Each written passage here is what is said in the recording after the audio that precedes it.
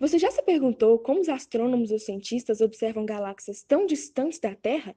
E como essa imagem é vista nos telescópios quando há tantos outros corpos celestes no caminho? É isso que queremos aprender hoje nessa aula sobre lentes gravitacionais.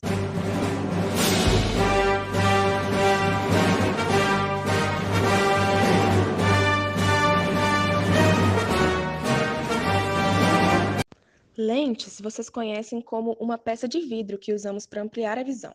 As lentes gravitacionais têm características semelhantes. Porém, ao invés de vidro, existe um campo gravitacional responsável por distorcer e modificar a imagem vista. A ideia da existência desse fenômeno surgiu a partir da teoria da relatividade geral. Essa teoria afirma que a matéria provoca uma curvatura do espaço-tempo, ou seja, se o espaço é curvo, os raios de luz seguirão essa curvatura. Por exemplo, raios luminosos provenientes de estrelas sofrem desvios quando passam próximos a corpos muito grandes, que, por sua vez, terão campos gravitacionais fortes, podendo ser eles estrelas, planetas ou até mesmo galáxias. Essa ideia de Albert Einstein foi testada no ano de 1919, durante um eclipse solar. O eclipse foi observado em dois lugares, numa ilha do Oceano Atlântico e outra em Sobral, no Ceará. A ideia era de que, se você observasse duas estrelas diretamente, sem a interferência de nenhum obstáculo, a imagem dessas estrelas coincidiriam com as suas reais localizações.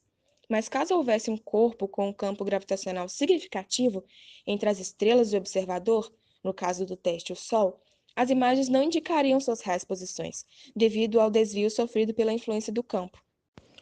O projeto foi liderado pelo astrofísico inglês Arthur Eddington e consistia em fotografar a posição de um grupo de estrelas antes do eclipse e durante o eclipse, para que pudesse ser vista a influência do campo gravitacional do Sol nas imagens observadas das estrelas. No teste, observou-se diferenças entre as posições das imagens das estrelas antes e durante o eclipse, confirmando a teoria da relatividade geral.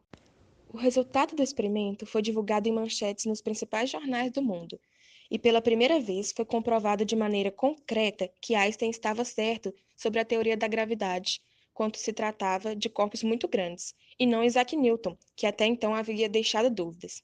O acontecimento foi um divisor de águas no mundo da ciência e da física, e Einstein passou a ser uma celebridade desde então.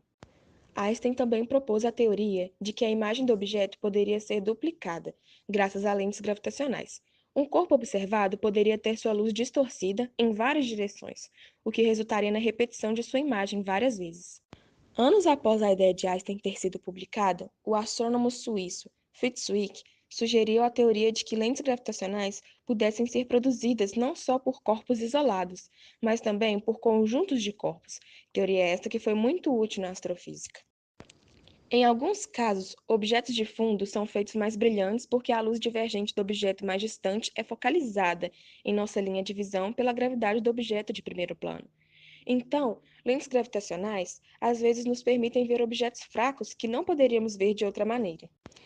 Existem atualmente três categorias de lentes gravitacionais: as lentes fortes, as lentes fracas e as microlentes. Uma lente forte se daria quando o objeto pudesse ser visto ao menos duas vezes. Foi descoberta em 1979, sendo observado um quasar gêmeo. Os quasares estavam em distâncias iguais e possuíam as mesmas características espectrais. Os cientistas começaram a achar que poderia se tratar de um mesmo quasar, visto duas vezes, desde que houvesse algo no caminho, sendo o quasar muito brilhante e o obstáculo no meio do caminho uma galáxia menos brilhante e não visível diretamente.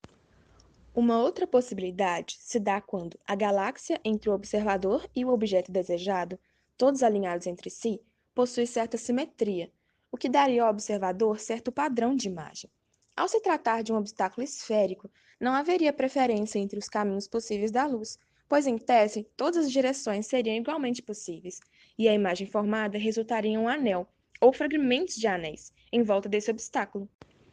Esse exemplo elíptico demonstra também de forma clara como as lentes gravitacionais ampliam a imagem e seu brilho, pois sem a lente, a galáxia fotografada apareceria como os demais pontos luminosos na imagem, com um brilho inferior ao do anel. Uma pergunta possível, com os exemplos mostrados, seria por que geralmente anéis de Einstein são fotografados com lentes sendo amareladas e sua imagem ampliada é azul? A resposta seria dada pelo fato de que, A melhor combinação para a formação dos anéis são feitas com galáxias elípticas, servindo de lentes para galáxias espirais ao fundo. Assim, as cores apresentadas são as cores características dessas galáxias. Outra possibilidade seria o obstáculo possuir um formato quadrupolo, o qual resultaria na imagem quadruplicada da galáxia observada. Portanto, as lentes gravitacionais podem resultar em imagens ou conjuntos de imagens distintos, sem seguir apenas um único padrão. Como previsto por Fritz Zwick já na década de 1930, aglomerados de galáxias são poderosas concentrações de massa e poderiam, a princípio, ser observado um aglomerado de galáxias produzindo uma lente gravitacional para objetos mais distantes. Na imagem, observa-se um exemplo de aglomerados de galáxias. É reconhecido facilmente uma galáxia elíptica central, galáxias amareladas ao entorno e alguns outros objetos azulados. A princípio, é difícil identificar na imagem o que se trata de estrelas, quasares e galáxias, e se há ou não lentes gravitacionais formadas. Mas o estudo detalhado desta mostrou que a imagem de um quasar está duplicada e a imagem de uma galáxia está triplicada. A identificação só é possível com estudos e cálculos que confirmam a mesma distância das imagens formadas e a mesma composição espectral. Agora, veremos a segunda categoria, as chamadas lentes fracas.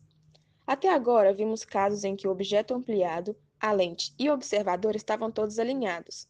Casos esses que se tratam de lentes fortes. Nas lentes fracas, o objeto ampliado não se encontra alinhado com a lente e o observador, e por conta disso, sofre apenas um pequeno desvio de sua luz. Esse tipo de lente permite que, pela deformação sofrida na imagem, seja possível calcular a distribuição de massa da galáxia, do aglomerado de galáxia ou de qualquer outro corpo que esteja produzindo a lente gravitacional. Na foto, um exemplo de aglomerado de galáxias, onde nenhuma lente forte significativa foi identificada. Graças a observações, consegue-se identificar um grande número de galáxias fracas, e por meio de cálculos é possível medir a posição e o ângulo de cada uma dessas galáxias. Assim, é possível fazer uma distribuição de massa de cada um desses aglomerados. Pode ser feito um mapa da massa usando apenas os objetos ao fundo com as lentes gravitacionais fracas. Esse método é extremamente importante para o estudo da matéria escura. Com esse método, você pode fazer um estudo da matéria escura associado a aglomerados de galáxias e verificar que a matéria escura é de fato uma realidade. Desta maneira, lentes gravitacionais são por si só grandes objetos de pesquisa, mas também possibilitadoras de observações e estudos impedidos muitas das vezes pelas distâncias ou por características adversas variadas. Vimos até então o que são lentes fortes e lentes fracas. Agora veremos as microlentes. As microlentes tratam-se de rápidos fenômenos onde um planeta, um corpo que não emite luz própria ou uma estrela de baixo brilho passe à frente de uma estrela de brilho significativo enquanto observada. A luz dessa estrela mais distante se intensificará no momento onde é formada a microlente e voltará ao seu estado inicial quando o corpo entre ela e o observador deixar de ser um obstáculo. Esse fenômeno de lente gravitacional é importantíssimo para o estudo de corpos com menor brilho no universo, pois o aumento momentâneo da luz observada permite calcular o campo gravitacional formado pelo astro que produziu a microlente, e com isso, a sua distribuição de massa e suas propriedades. Bom, agora você sabe um pouco melhor como funcionam as observações dos corpos celestes no espaço e como essas observações estão em constante mudança. Bons estudos! Até mais!